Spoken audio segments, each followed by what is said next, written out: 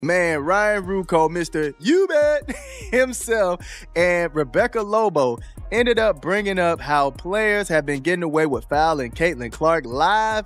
Right here, they're talking about this right here, where JJ was holding the arm, okay? Then they're talking about this moment right here too, right? She's reaching through the body, reaching both sides, both arms through the body right here. So they're talking about this one. They're talking about right here on the SWAT down. It looked like she hit her hand just a tad bit. Did Ryan Ruocco and Rebecca Lobo really just call out the WNBA refs live on national television? What was supposed to be another routine night of basketball commentary suddenly turned into a full-blown on-air reckoning. No filter, no diplomacy, just two seasoned voices in the game. Right here, they're talking about this right here, where JJ was holding the arm, okay? Then they're talking about this moment right here too, right? She's reaching through the body, reaching both sides, both arms through the body right here. So they're talking about this one. They're talking about right here on the SWAT down. It looked like she hit her hand just a tad bit here.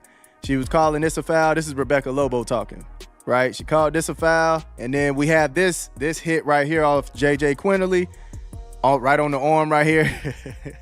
She calling this a foul too, all right? Finally saying what everyone's been screaming, Caitlin Clark is getting clobbered game after game, and the refs are acting like it's a Sunday morning pickup run. No calls, no awareness, no accountability. And when your own broadcast crew starts openly questioning the officiating in real time, you don't just have a controversy, you have a full-on crisis. This wasn't commentary, this was a live intervention, and the message couldn't have been any louder. This cannot keep happening. So let's rewind, let's break it down. Play by painful play. Caitlin Clark gets hit. No whistle. She gets hip checked. Nothing. She gets elbowed driving through the lane. No call. She's thrown to the floor. Not even a flinch from the officials. So I'm going to just change the scenery and then I'm going to let y'all hear the audio, okay? The ball handler. There's a grab. There's a hold. There's another grab. I mean, all of those are fouls. Every single one of them. And here, that's a foul. And finally they call. Yo, straight calling them out, man. Straight calling them out. And I expected it, because they are straightforward and they speak highly of Caitlin.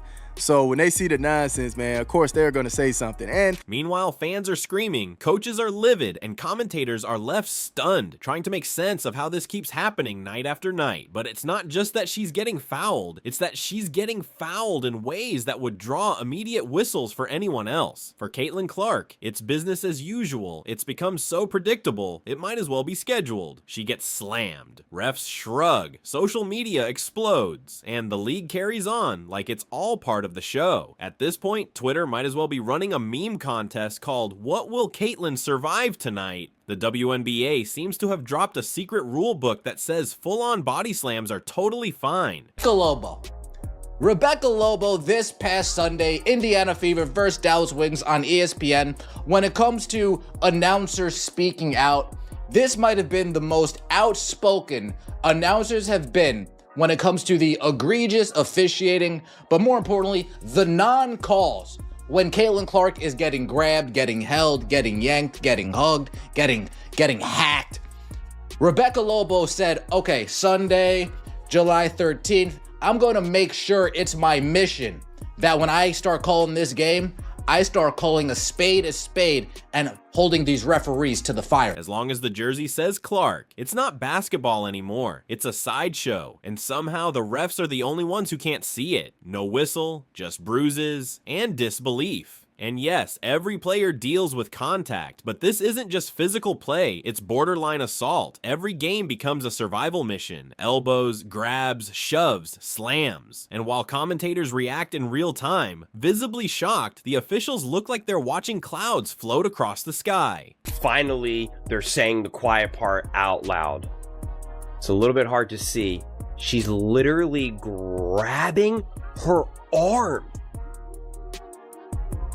It's insane, and none of that was called. Finally, at the end of the one play, they called the foul because it was like indisputable. I mean, she got whacked on the arm and then gets hit to the ground. But they weren't going to call any of the other fouls leading up to it. But the icing on the chaos cake? The mind-numbing inconsistency. Some games, you breathe. Caitlin's not just playing basketball. She's playing in a warped reality where the rulebook seems to change based on who she is. It's like the refs are extras in a completely different movie. And it sure isn't a basketball film. Maybe it's an action movie.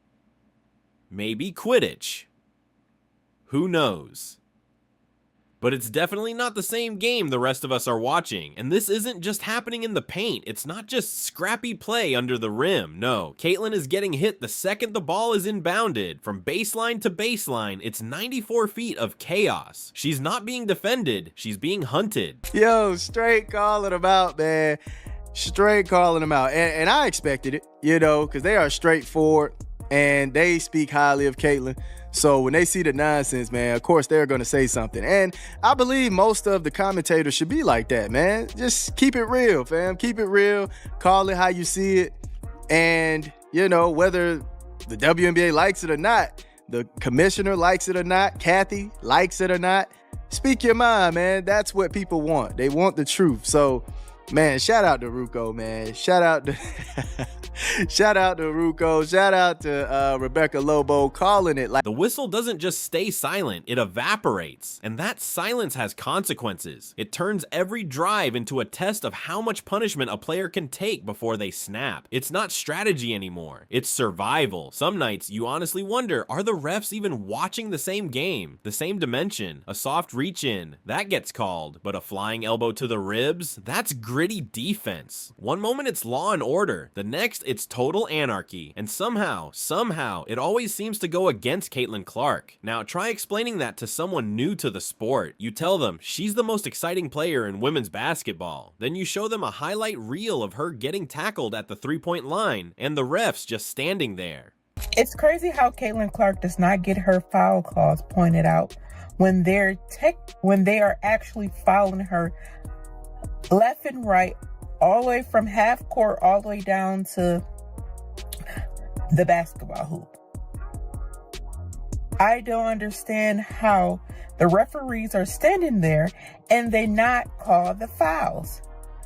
Her coaches have complained. Even Caitlin Clark gets on the referees of not calling the fouls when she knows there's fouls. Nothing, not even a twitch. Meanwhile, Rocco and Lobo are having an existential crisis on air, trying to keep it professional, but clearly rattled. They weren't just calling a game, they were narrating the collapse of logic and fairness in real time. They dropped the gloss and finally said what fans have been thinking for weeks. This is absurd, and let's not pretend this is some isolated incident. It's not new, it's not rare, it's not a cold streak in officiating, it's a pattern. You think the old guard, you think the old 46,000 fans had enough of a voice? No, they don't got no voice.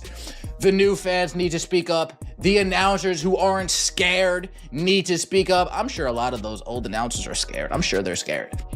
But the announcers like Rebecca Lobo, Orion Rucco, they need to step up and say, oh, the officiating that's going on here isn't okay. You guys watch this. Quinterly grab Caitlin Clark's arm. Like, Caitlin, where you going? Get over here. Oh, that's interesting. Why play defense when we can just grab somebody's arm, right? Interesting.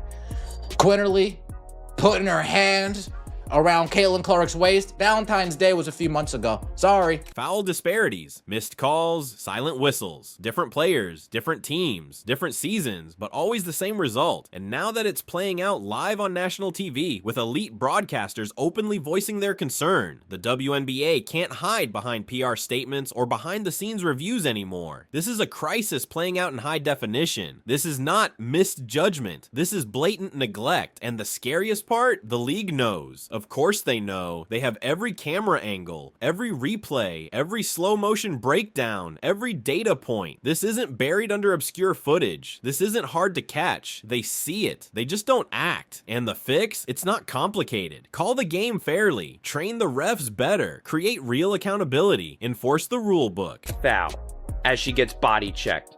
That's a foul. That's a foul. I mean, it's not only until right now when she's finally whacked on the arm. I'm so happy that the broadcast team finally called it out directly. And it's so insane. And I talked about this in my video where I broke down the whole game. I mean, Enrique clearly fouls her, whacks her. Caitlin Clark gets out. I mean, just even right now, I actually kind of paused it perfectly, not even on purpose.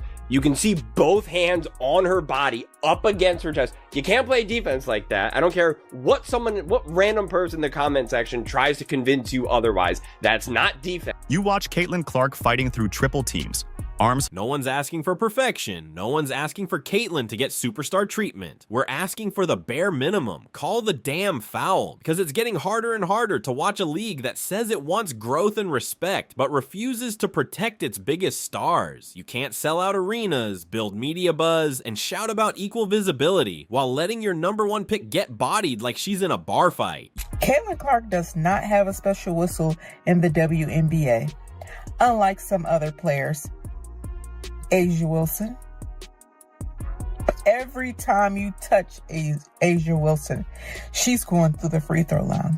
And the announcers definitely will say she's one player that gets a lot of fouls called on her, and she goes to that free throw line. Breanna Stewart, she gets a lot of foul calls. You don't grow a league by making your stars disposable. You don't build respect on a foundation of silence. And the most damning sign? It's the announcers who are speaking out now. They're not supposed to. That's not their job. But they're breaking character because they have no other choice. Caitlyn gets decked mid-play. The whistle stays silent. And the people calling the game are left to say what the officials won't. At this point, it's not a question of if she'll get hit. It's how hard. Into the floor? Into the table? Will she get clotheslined next time? The joke writes itself. And the punchline? No call. This isn't about special treatment. It's about a player's safety. It's about dignity. It's about respecting the game. You shouldn't have to wrap Caitlin Clark in bubble wrap to survive 4 quarters. Just call the game. Because right now, watching her play is less like watching a basketball game and more like watching someone run through a haunted house where everything tries to knock her down. And the refs, they act like they saw a shadow, not a full body takedown. Some nights, Twitter users could ref the game better, and that's saying something. Let's be real. Caitlin Clark isn't just another player. She's the #1 pick. She's the reason these seats are filled. She's the reason the cameras are on, and yet she's officiated like she's invisible. The fouls she doesn't get called are outrageous, not because she's special, but because she's being punished for being great. You can't promote growth and then let your stars get wrecked every night. You can't scream progress while the whistle collects dust. The league needs to pick a message, preferably one that involves enforcing the rules. Because right now, Caitlin Clark is playing 2 games at once, one against the opponent and one against the silence.